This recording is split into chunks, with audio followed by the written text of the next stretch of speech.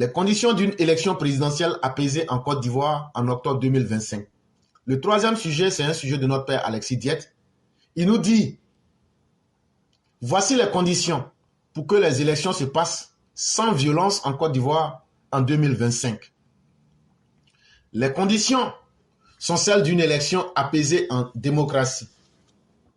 Et ces dernières se réduisent au consensus des acteurs politiques et des acteurs sociaux sur les valeurs fondamentales de la démocratie et de la République. Il dit, on va vous parler grand français, on va vous parler petit français.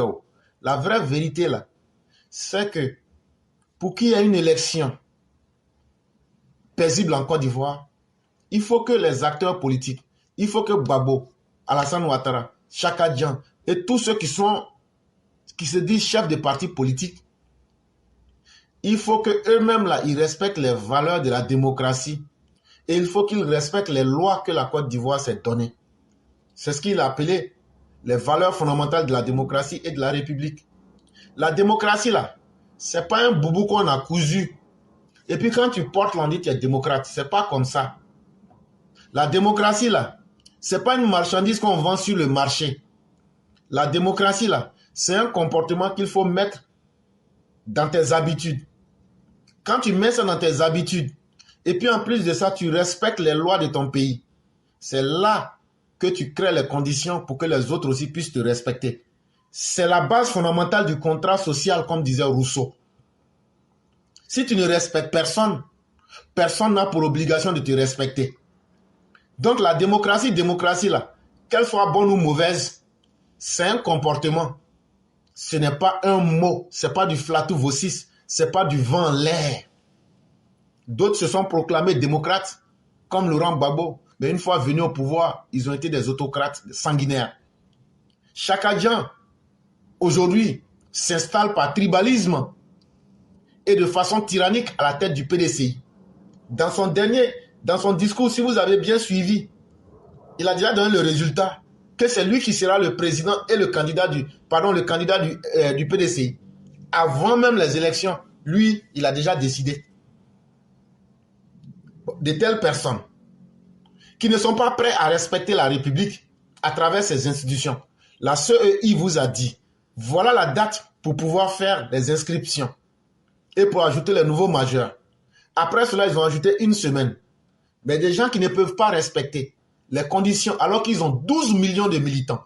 Mais ils ne peuvent pas convaincre leurs 12 millions de militants pour s'inscrire, mais qui demandent qu'on fasse ces inscriptions-là pour perdre le temps à tout le monde jusqu'en avril 2025, ou bien même jusqu'à 3 mois avant les élections en août 2025. On se demande bien, quel est le problème que ces gens-là ont avec les lois de la République? Et donc, vous comprenez donc que tant que nous n'aurons pas des personnes qui sont capables de respecter les lois de nos pays, tant que nous n'aurons pas des personnes qui vont enlever dans leur tête que la démocratie, là, c'est pas quelque chose qui est fait sur mesure, mais c'est un ensemble de valeurs et chacun doit s'imposer ces valeurs-là à lui-même. Tant qu'on n'aura pas compris ça, on n'aura pas d'élection apaisée en Côte d'Ivoire. Pour que se réalisent en Côte d'Ivoire des élections apaisées, depuis la fin de la crise post-électorale de décembre 2010, il faut donc que tous les acteurs politiques, sociaux ivoiriens, se réapproprient l'esprit et la culture démocratique et républicaine. Et bien, c'est simple pourtant. Il est simple de se dire, bon, comme nous vivons en société et que notre histoire a été sanglante après décembre 2010, on a connu plus de 3000 morts. Maintenant, chacun à son niveau individuel. Et aussi surtout, chaque individu de notre société, à quelque niveau que nous soyons, en tout cas, pris individuellement, nous allons essayer de lire notre histoire, de voir ce qui n'a pas marché et de cultiver dans nos esprits la culture du respect des lois, de la cité, du pays. Et la démocratie dont on parle là, là où ça marche là, essayer de regarder avec nos yeux là où ça marche là, et puis faire semblant de copier là où ça marche. Parce qu'en faisant semblant de copier, certainement vous pourrez peut-être apprendre. Il faut d'abord que tous les partis politiques ivoiriens, sans exclusive, consentent à se définir comme étant les représentants des catégories socio-professionnelles et culturelles d'une nation citoyenne et non pas comme des égaux désireux de s'emparer du pouvoir d'État comme d'un patrimoine personnel ou comme d'un chef lignagé de communautés ethniques et confessionnelles en lutte pour s'approprier le pouvoir d'État et le conserver au détriment des autres. Il dit pour être démocrate là, c'est pas magique. Si on veut véritablement la démocratie là, et qu'on est incapable de voir le mal que nous-mêmes nous sommes faits dans les élections de 2010, mais que on veut répéter encore, ça c'est à nous de voir. Mais il dit, si on veut pourtant la paix, si on veut pourtant que les élections se passent bien, il faut que tous ceux qui ont des partis politiques et tous ceux qui sont des dirigeants des partis politiques donnent un comportement respectable. Et que leur représentation, pour qu'eux disent que nous sommes partis politiques là, il faut qu'ils représentent la société ivoirienne dans toutes ses couches. C'est-à-dire quand on rentre dans les métiers, on retrouve que voilà ce que nous allons faire pour les métiers. Voilà ce que nous allons faire pour les couches socio-professionnelles. Voilà ce que nous allons faire pour les différentes couches culturelles de notre société. Et donc, un parti politique, quand il arrive à s'étendre dans tous ces secteurs-là et à répondre aux besoins des populations dans leurs différents secteurs d'activité, dans les couches, dans les besoins de la société et au niveau des cultures, nous sommes plus de 60 cultures en Côte d'Ivoire, plus vous allez être capable de montrer à l'ensemble de ces différentes couches-là que vous répondez à leurs besoins. C'est ça le premier rôle d'un parti politique et c'est ça la capacité d'un parti politique à pouvoir pleinement aspirer à diriger un pays. Il dit, une fois que vous faites cela, vous laissez donc votre orgueil à côté. Ou vous ne voulez pas prendre le pouvoir pour être un gourou, pour être un roi télé, pour être un dictateur sanguinaire à la tête, et puis conserver le pouvoir pour un petit groupe de personnes sur la base ethnique, ou bien sur la base de la religion, ou bien un groupe d'intérêt économique, et puis maintenant vous laissez tomber la grande majorité de la population, et puis maintenant, comme Laurent Gbagbo le disait, quand l'argent circule entre lui et puis ses partisans, c'est que le pays va bien. Il dit c'est ça la grande différence entre un démocrate qui essaie de tenir compte de ceux qui travaillent, des populations, de leurs différences culturelles, pour les mettre ensemble et dire voilà ce que nous pouvons vous proposer pour tout le monde. La grande différence entre un tel politicien comme Alassane Ouattara et Laurent Gbagbo et Chaka Dian, eux sont les opposants. Chaka Dian utilise la culture baoulé pour essayer de se justifier. Quand ces repères ressortent, selon la culture baoulé, c'est comme ça. Et donc ça veut dire quoi? Quand ils vont prendre la Côte d'Ivoire, ils vont diriger la Côte d'Ivoire comme un petit royaume baoulé. Et ce sont les signaux, ce sont les premiers éléments qu'ils sont en train de vous donner. Ça veut dire qu'aujourd'hui, ceux qui sont le noyau dur, qui sont autour de Tidjane Thiam là, eux là, ils veulent prendre le pouvoir d'État. C'est pourquoi ils ne peuvent pas vous dire, ils ne peuvent pas aller rencontrer les différentes couches, ils ne peuvent pas rencontrer les différents secteurs où les gens travaillent pour leur dire voilà ce qu'on vous propose. Ils ne peuvent pas aller rencontrer la société pour leur dire voilà vos problèmes, voilà les solutions. Ils ne peuvent pas aller rencontrer la Côte d'Ivoire dans sa diversité pour dire voilà, nous sommes 60 ethnies, voilà ce que nous proposons pour que le pays puisse aller de l'avant. C'est pourquoi il se base, Laurent Gbagbo se base sur la culture bété.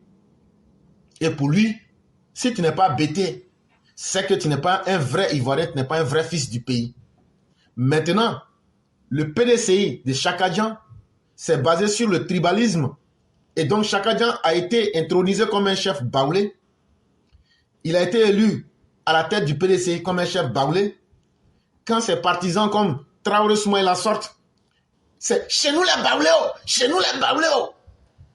Comme ce sont les baoulés seuls qui vont vous voter là, vous n'allez jamais prendre pouvoir là.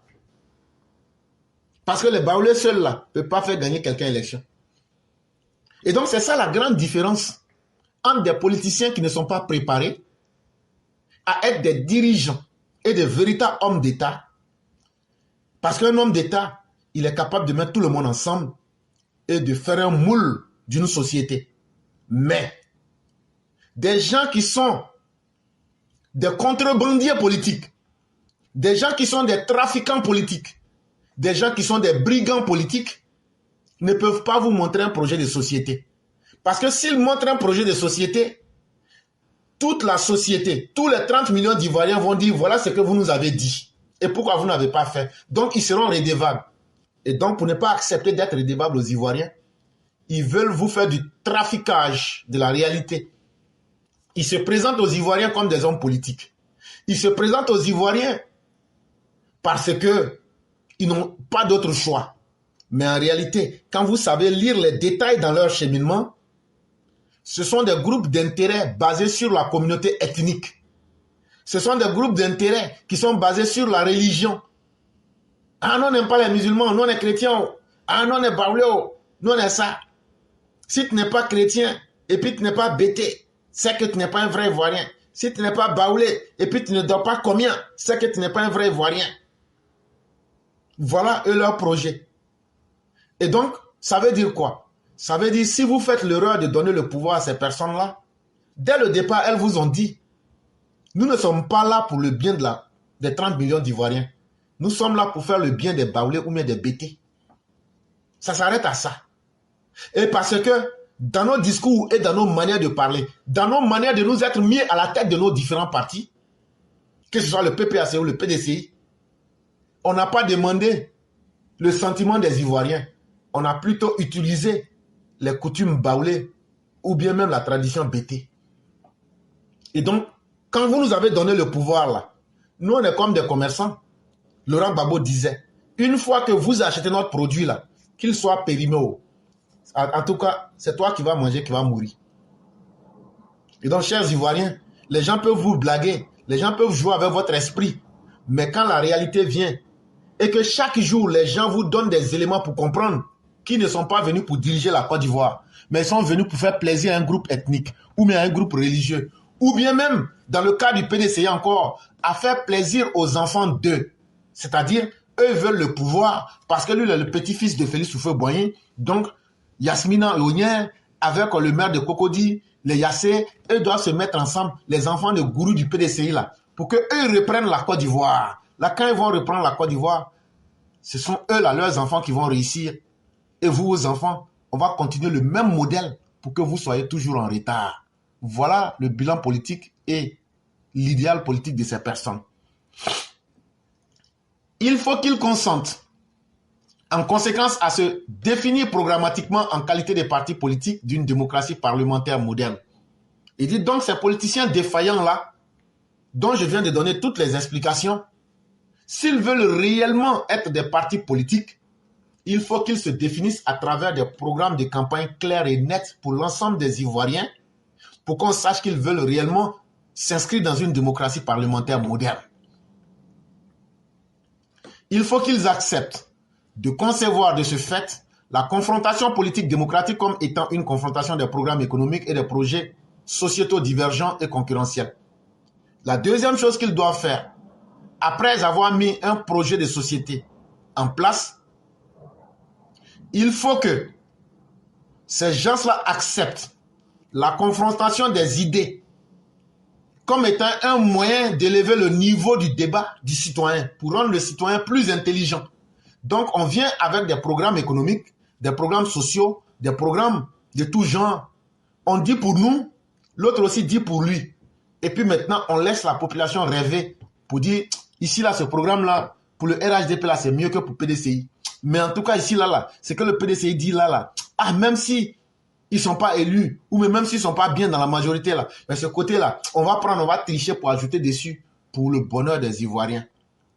C'est quand on va faire ça qu'on va élever le niveau de conscience des Ivoiriens. Mais à quel jeu joue notre opposition? À l'infantilisation même des Ivoiriens, à la manipulation des consciences, à la désinformation des Ivoiriens. Il faut qu'ils consentent à se présenter le pouvoir d'État comme une institution de service public, comme l'instrument du service d'un programme économique et d'un projet sociétal d'inclusion sociale et d'intégration nationale. Il faut que nos politiciens, là, ils enlèvent dans leur tête que le pouvoir, là, c'est pas une caisse. C'est pas un coffre-fort. Quand tu viens là, tu prends, et puis toi seul, tu as la clé et puis maintenant tu bouffes notre argent, tu manges notre argent. C'est pas comme ça. Ça devrait être le contraire. Quand tu prends le pouvoir là, c'est toi qui te mets au service des Ivoiriens, comme de la manière Alassane Ouattara est en train de faire. Quand tu prends le pouvoir là, c'est l'ensemble des moyens économiques de l'État qu'on te donne pour que tu puisses réaliser les projets et puis toutes les couches de la société. Les 30 millions d'Ivoiriens là, la majorité va se sentir intégrée dans le corps national ou même dans le tissu national. Il dit c'est ça le rôle des politiciens quand ils prennent le pouvoir. Il faut qu'ils conçoivent l'opposition politique comme un partenaire systémique du gouvernement et un contre-pouvoir permettant de limiter l'État afin d'empêcher l'arbitraire du pouvoir. Il faut que ceux qui sont dans l'opposition là, il faut qu'ils comprennent que être dans l'opposition là, ce n'est pas une malédiction comme disait Guy Kabié. Il ne faut pas avoir peur de mourir dans l'opposition. Il faut voir en l'opposition un moyen de pouvoir contrecarrer le gouvernement. Parce que le gouvernement là, quand il n'y a personne là, allez par exemple, ça là, ce n'est pas moi qui devrais sortir pour dire pourquoi la Cour des comptes n'a pas rendu de compte. Ce n'était pas moi, RHDP, qui devrait dire ça. Ça devrait être les opposants. Parce que si vous servez de contre-pouvoir, vous allez permettre, là où l'État veut dévier pour tomber dans l'injustice mais dans l'arbitraire, vous devenez ceux qui vont leur dire non, on ne va pas accepter ça. Chère population, regardez vous-même. En 2023, ce n'est pas nous les opposants, on les a obligés. Mais pourquoi en 2024, ils n'ont pas fait? Le bon sens même des Ivoiriens va dire vrai, vrai là. Même si on n'aime pas les opposants là. Ah, ce qu'ils disent là, vous-même voyez. Hein? Vous-même voyez. Ah, vrai, vrai là. Aujourd'hui là, est-ce qu'on ne peut pas rendre la 4C là gratuite pour tous les Ivoiriens? Est-ce qu'aujourd'hui là, on ne peut pas apporter des solutions concrètes qui vont arranger tous les Ivoiriens? C'est comme ça que des opposants peuvent se faire aimer. Vous devenez donc des partenaires du système. Et quand vous devenez des partenaires du système, vous devenez un contre-pouvoir parce que vos vérités sont tellement claires et évidentes que non seulement ça vous rend crédible vis-à-vis du peuple, mais ça empêche l'État lui-même de tomber dans l'autoritarisme, de tomber dans l'arbitraire, de tomber dans l'injustice. Un pouvoir qui n'a pas de gardien ou bien qui n'a pas quelqu'un qui lui donne des vérités est un pouvoir qui tombe lui-même. Il ne faut pas que l'opposition se conçoive comme étant l'avant-garde politique d'un mouvement de libération révolutionnaire ou communautaire destiné à renverser le gouvernement pour transformer l'État afin de l'adapter aux aspirations particularistes d'une classe ou aux coutumes d'une communauté ethnique ou confessionnelle. Le rôle de l'opposition là, c'est pas d'attacher un bandeau rouge sur la tête, prendre un couteau et puis maintenant menacer pour dire nous sommes les révolutionnaires. Che Guevara n'a rien fait. Thomas Sankara nous rappelait les révolutionnaires. Il dit, quand on est un opposant là, il faut être opposant intelligent. Un opposant en vrai là, quand il lance une vérité là, même toi-même qui n'es pas avec lui, tu es d'accord. Il dit, une fois que tu deviens un opposant comme ça, qui arrête de jouer au faux révolutionnaire quand ils sont dans l'opposition, ou bien pour essayer d'exister, manipuler une communauté, on devient chef d'une communauté. Actuellement là, Chakadien est le chef des Baoulés, Laurent Gbagbo est le chef des gens de l'Ouest. Et en même temps, il y a un qui est le chef des musulmans, il y a un qui est le chef des chrétiens, il y a un qui est le chef des comiens. Bon, il dit, si vous devenez un opposant qui est là pour défendre sa communauté, alors qu'on en a plus de 60, on a des intérêts qui sont divergents, qui sont différents. Et en même temps, vous voulez être un révolutionnaire. Ça là, tu n'es plus opposant. Il faut aller en même temps, tu vas être chef de parti religieux. Ou bien il faut devenir chef de communauté dans un village. Ou bien même là, si tu veux être révolutionnaire là, il faut aller en Iran. Il faut aller en Afghanistan. Ou bien il faut aller en Syrie. Tu vas trouver des révolutionnaires comme toi là-bas. Tu vas bien vivre ce qu'on appelle une vie de révolutionnaire. Mais jouer les faux révolutionnaires pour tromper les gens. Jouer les chefs de communautés et de clans. Jouer les chefs de tribus. Jouer les chefs de groupements religieux. Ce n'est pas ça le rôle d'un opposant. Il semble que depuis avril 2011, comme en témoigne l'insurrection oligarchique et autocratique télécommandée d'octobre 2020, sous le couvert de la désobéissance civile, qu'un bon nombre de partis et d'acteurs politiques ivoiriens ne soient pas parvenus à opérer cette révolution mentale et culturelle qui permet de réaliser dans un pays une élection démocratique apaisée. Il dit malheureusement, malgré tout ce qu'on a connu jusqu'à arriver à avril 2011, la crise post-électorale de 2010, ça n'a pas permis à certains politiciens comme les Afinguessan, comme les Chakadjan, comme les Laurent Gbagbo, comme les Soroguium, comme les Blé Goudé, comme les Simone et comme bien d'autres, comme il n'y a pas eu beaucoup de morts dans leur famille, comme ils ont pu échapper, et comme on continue de prendre l'argent de la Côte d'Ivoire pour les financer, et puis la Cour des comptes n'est pas capable de venir nous dire comment ils ont utilisé cet argent. Et comme ils sont là, on les paye avec les rentes viagères à des sommes extravagantes, ces personnes se croient tout permis. Ces personnes se disent, tant que ce n'est pas sur nous que la mort est exercée, tant que nous on peut s'asseoir pour faire tuer les enfants des autres, mais si on a fait ça en 2010, on ne nous a pas jugés, on ne nous a pas mis en prison. Et on n'a pas demandé même à être amnistié. On a été amnistié. Pourquoi on ne va pas reprendre les mêmes choses? En 2020, ils ont repris ça. Ils ont appelé ça du djihadisme télécommandé, du djihadisme des dictateurs en manque de prestige et en manque d'inspiration. Un oligarque désorienté comme Henri Konan Bédié, un despote, un potentat. Ils ont repris les mêmes sales besognes de 2010. Ils ont fait ça en 2020. Parce que eux là, eux ils ne peuvent pas faire leur aggiornamiento. Ils ne peuvent pas recycler leur cerveau pour savoir qu'ils sont en train de faire du mal aux Ivoiriens. Des Ivoiriens qui n'aspirent qu'à vivre simplement. Des Ivoiriens qui n'ont jamais goûté 5 francs de politique. Des Ivoiriens, aujourd'hui, qui ne veulent qu'une seule chose, qu'ils vivent en paix et que leur dignité ne soit pas bafouée. Et que non, en 2025, ils prévoient encore la même chose. Et ils avertissent même les Ivoiriens. Ils ont envoyé Kone Katina aller déjà prendre contact avec les djihadistes au Burkina pour pouvoir les déverser avant les élections de 2025 sur la Côte d'Ivoire. Ils ont signé déjà des partenariats avec des gens qui sont en train de former au Libéria. Il y a une madame là, elle-même elle a donné 100 millions. Vous comprenez de quoi je parle? Il y a une madame là, elle a donné 100 millions comme sa contribution.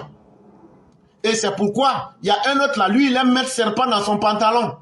Lui, si vous voyez que chaque fois lui il dit aux gens du PDC, sortez pour nous. Lui n'a pas encore donné sa part. Il n'a pas encore donné sa part d'argent. Voilà toute la réalité qui est en face de vous. Et donc, au lieu de chercher à faire une révolution mentale et culturelle, à convaincre les Ivoiriens, on veut donc dominer et soumettre les Ivoiriens par la violence pour pouvoir les commander. Et une fois qu'ils vont procéder ainsi, si quelqu'un t'a violé, t'a brigandé et a tué tes parents pour prendre le pouvoir, est-ce que tu vas lui demander de bien gérer le pouvoir? Est-ce que tu pourras lui demander des comptes? Voilà comment l'opposition veut avoir raison des Ivoiriens. Et voilà pourquoi cette opposition-là n'est pas capable de vous présenter un programme de campagne. Qu'attend donc de la prochaine présidentielle de 2025 en Côte d'Ivoire? Le père Alexis Diès se pose la question, mais demande que nous nous posions aussi la même question. 2025 là-haut, ça va être comment? Comment l'apaiser au regard de ce retard culturel évident qui soulève la question majeure de l'éducation démocratique dans un contexte mondial caractérisé par la montée du populisme et par la rupture des valeurs démocratiques et des repères politiques. Il dit surtout, cette question mérite qu'on se la pose. Parce que quand on voit des politiciens qui n'ont aucune éducation démocratique, qui n'ont aucune formation politique, que seulement leur nom et leur arrogance pour se mettre devant des communautés et puis pour exciter les rancœurs ethniques et tribalistes des gens. Des politiciens qui n'ont aucune éducation qui leur permet de pouvoir s'asseoir et puis se dire, mais si je tue tout le monde là-haut, comment je vais être président? Si je verse le sang et que je commence mal mon pouvoir, est-ce que je peux dire aux autres de ne pas venir faire la même chose? Mais ils sont là, ils avancent, et le contexte mondial aussi a changé. Si vous remarquez bien, ce sont les populistes, à partir des États-Unis, en passant par le Brésil, pour aller en Italie, pour aller en France, etc., dans le monde aujourd'hui, le discours mondial est en train d'être caractérisé par le populisme, par, je dirais même, l'intégrisme idéologique. Et donc, on a l'impression que les valeurs de la démocratie sont en train de disparaître et que les valeurs de la politique, qui devraient plutôt être un exercice de réunir les gens et pouvoir gérer la communauté en faisant le bien de tous ou bien de la majorité, c'est aujourd'hui l'intérêt de ceux qui peuvent tromper leur population. Les intérêts de ceux qui peuvent mentir. Même quand on les prend sur leurs mensonges, ils continuent. Ces mauvais modèles-là sont en train de devenir la réalité. Qu'est-ce qu'un pouvoir doit pouvoir faire pour éviter cela? Et si nous réduisons ce champ-là, qu'est-ce que le gouvernement de la Côte d'Ivoire devrait faire pour anticiper sur les discours de haine, sur les discours du populisme et surtout sur la montée de l'inculture de certains politiciens qui n'arrivent pas à savoir qu'ils ont fait du mal aux Ivoiriens, à qui la justice n'a pas fait un clin d'œil et qui veulent répéter les mêmes choses? Est-ce que l'État ne devrait pas se saisir de ses moyens pour éduquer ces personnes-là à travers la justice? Voilà autant de questions que nous devrons nous poser. Si nous ne nous posons pas ces questions, 2025 sera comme 2010. 2025 sera comme 2020.